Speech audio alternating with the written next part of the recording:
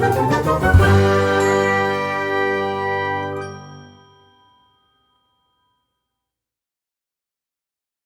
Fiber folks. Welcome back to my tiny studio for maybe the last or penultimate, maybe, time that I'm going to feature this studio because we are moving.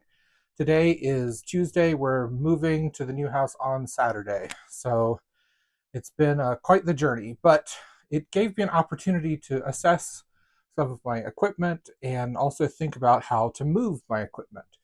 And so today I thought that I would talk a little bit about how to pack a loom. You probably can't see it. I'm sitting in front of my loom right now.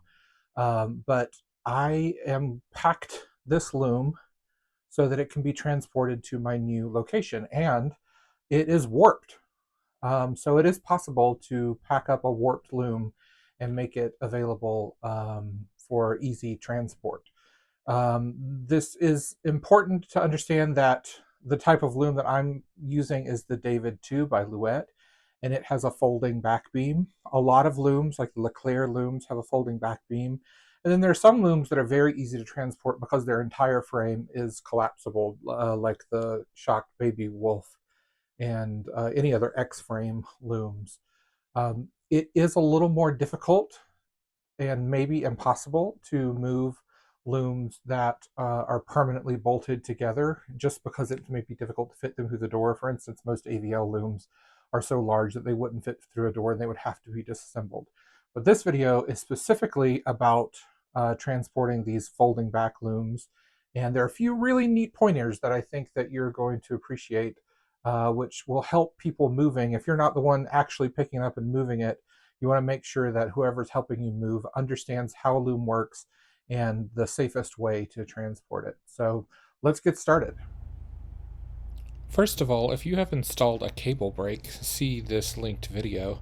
You'll need to remove the cable and remove the mounting hardware for that cable brake because the back beam supports need to go all the way up against the loom uprights, and this little bracket prevents that from happening. A little hint whenever you're removing anything from a loom or any other piece of furniture is to put the screws back in where they came from. That way they don't get lost and you know what goes where.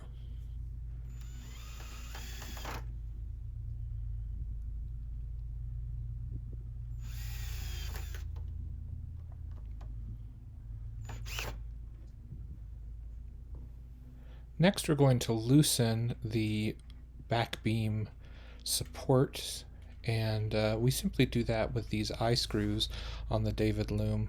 There are different mechanisms on different looms. I know that the Leclerc loom that I used to have, you just bent a bracket and it collapsed easily. And now, as long as your loom is warped, you can crank forward and the tension of the warp will bring the back beam all the way up to the upright of the castle. Now all the threads in your warp will hold it fairly securely, but I like to use some of this plastic shrink wrap. You can get this almost anywhere. I don't even remember where I bought this, but it's specifically for packing, and what I like about it, as opposed to using things like tape and cord, is it's really easy to use. It leaves no residue, and it's very strong. So I use this to both secure the brake handle and secure the beater to the upright of the castle of my loom. And then I can use this just like a piece of cord.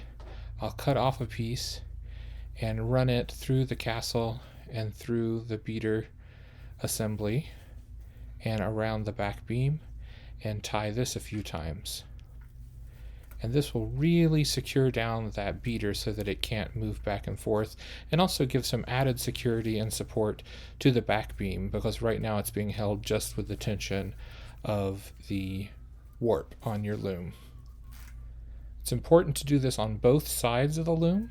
It's a little tight over there, so it's hard for me to demonstrate on the other side of my loom, but be sure that you do this on both sides of your loom to make sure it's nice and supported. Now I put a stool behind my loom. Make sure it's a stool without any kind of wheels on it to lean back the loom, and this gives me easy access to the treadles. Any treadles that aren't currently being used in the project you have on the loom now need to be tied up so that they're not dragging on the floor. Doesn't need to be a real tie up, it can just be whatever the easiest lamb you want to tie it to. I'm using the front lamb and tying up all my treadles with just one cord. And I think that leaning the loom back like this really helps. It certainly prevents me from having to get on the ground, which is usually what I do when I tie up this David loom.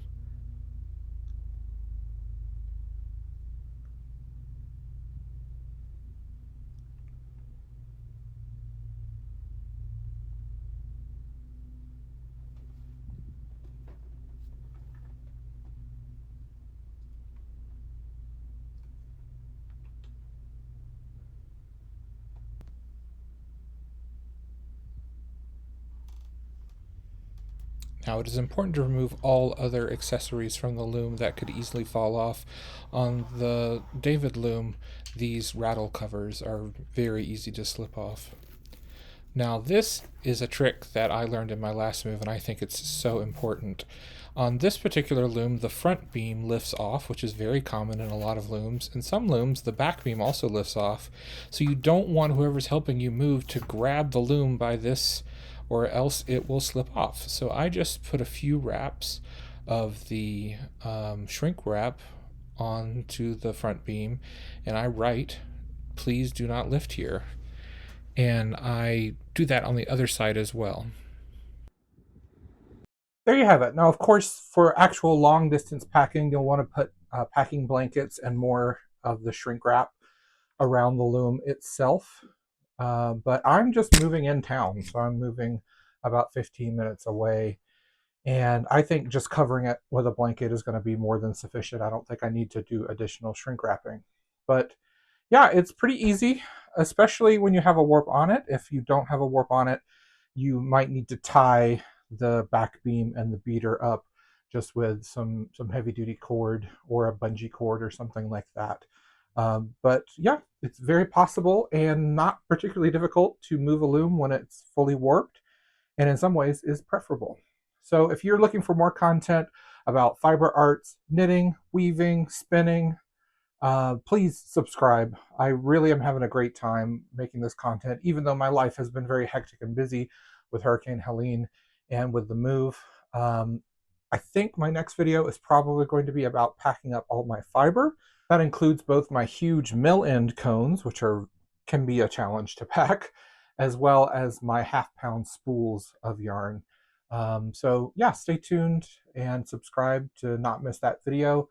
It happens in a lot of crafters' journey that we have to pack up all our stuff, assess what we do, and move. And I thought I'd take you along on the journey. So thank you very much. Keep on crafting. We'll see you later.